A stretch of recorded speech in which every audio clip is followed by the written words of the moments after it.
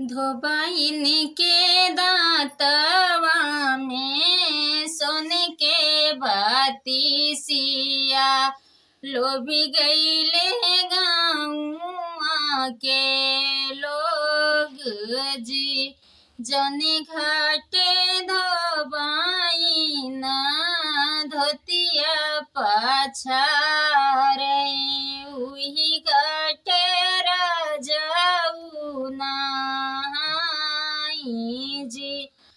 उते चला रजऊ के पुताऊ पड़ी जई नरकान छीट जी।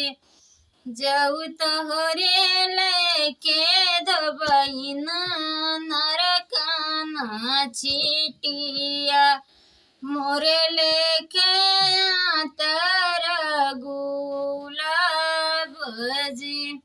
जाऊ तोहरे लेके रजऊ तर गुलाबवा चला चलत्या हमारा के देश जी।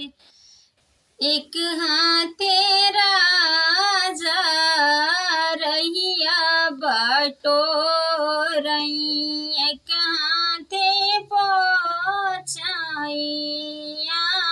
सूजी। जनमाली खाला मोरा राजा के घरवा कर धोबाइन के साथ जी।